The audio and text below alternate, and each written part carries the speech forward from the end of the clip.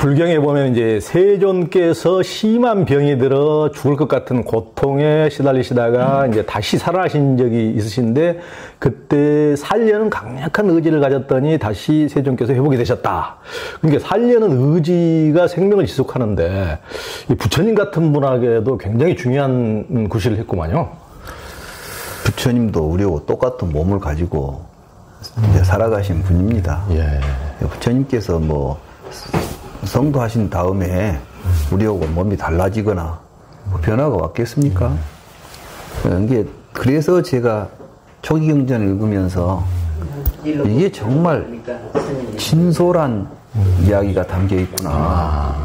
바로 이러한 점들을 제대로 좀 보여줘야 된다. 말하자면 신비화되고 뭐 부처님은 마치 뭐 마음만 먹으면 뭐 하늘을 날아다닐 수 있고 이런 게 아니라 부처님도 똑같이 병에 감염이 되면 병에 걸리는 거예요. 부처님이 병에 안 걸린다는 게 아니라 부처님 뭐냐면 우리는 누구나 다 생로병사를 겪는다는 이야기를 하고 계신 거예요.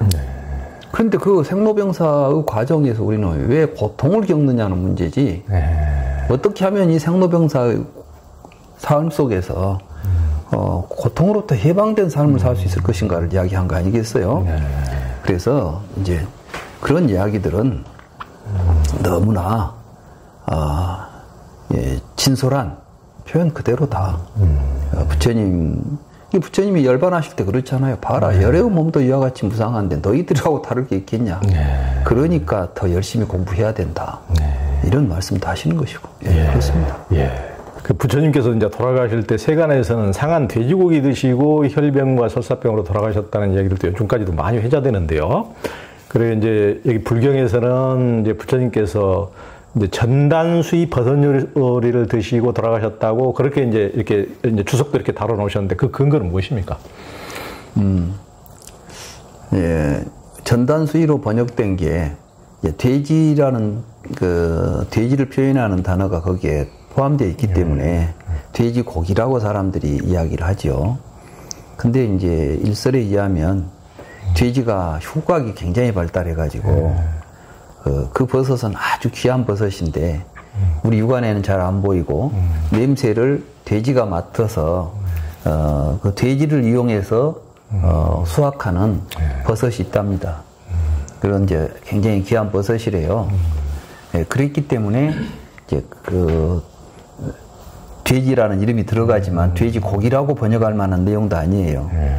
그런데 한역 경전에는 전단수의 버섯이다. 전단나무에서 전단수, 전단나무에 기생하는 버섯, 버섯 이자 있잖아. 전단수이가 뭐냐면 전단수, 우리가 말하자면 그 모기버섯 그러듯이 전단수의 버섯이 이제 그렇게 한문 경전에는 전단수이로 번역이 돼 있지 돼지고기라고 번역이 안 돼 있어요.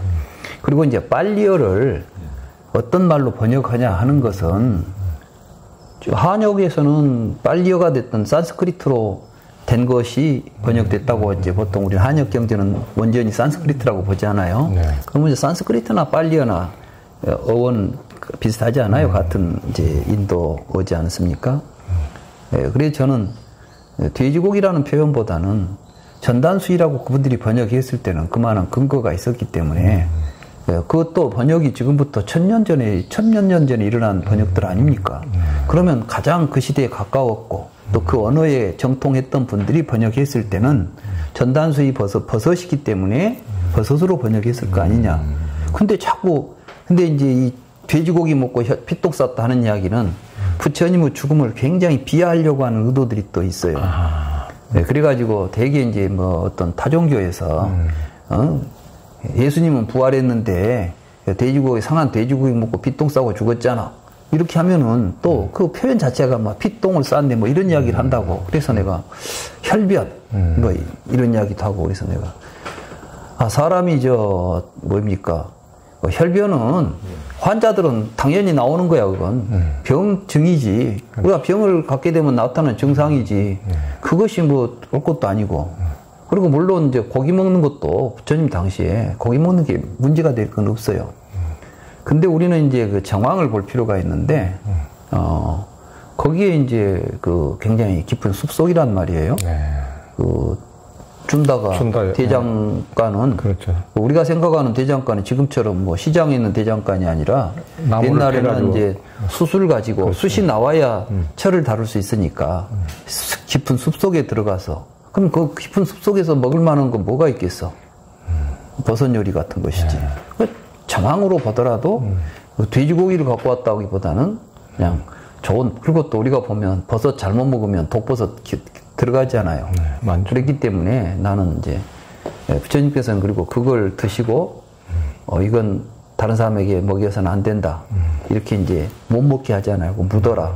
이건 이미 이제 독이 든 것을 부처님이 감지하셨기 때문에 다른 사람 못 먹게 하고 자신만 이제 그런데 표현이 또 뭐 이 음식을 소화시킬 사람은 열애 위에는 없다 이렇게 이야기하잖아요. 얼마나 경전의 표현이 좀 멋있어요. 말하자면 이 음식을 다른 사람이 먹으면 안 되니까 나는 어차피 먹었으니까 내가 잘 소화시킬 테니까 다른 사람 먹지 못하게 하자 이런 의미로 이제 그걸 전부 땅에 묻고 그래서 더 이상 피해가 발생하지 않죠. 이런 부분에 좀 주목했으면 좋겠고 그게 뭐 돼지고기가 됐든 전단수위가 됐든 그건 차이는 없어요.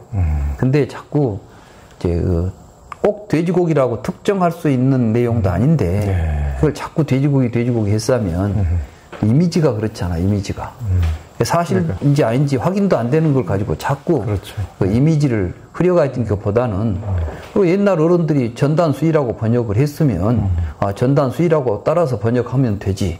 나는 빨리어를 아는데 빨리어에 보니까 전단이라는 말이 아니라 돼지라고 있네. 그러니까 돼지고기구만.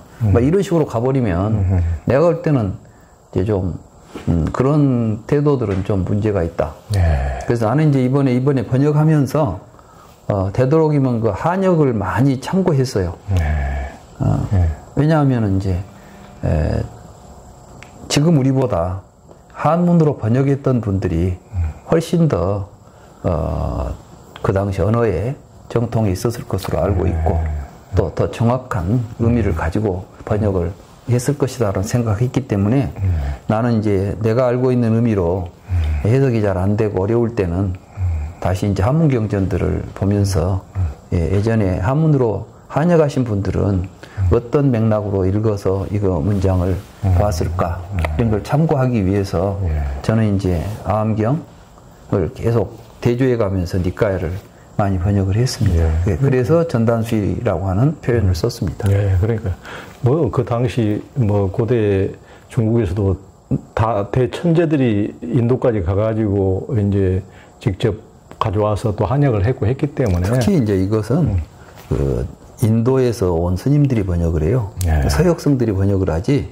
그 특히 아함경은 서역성들 번역입니다.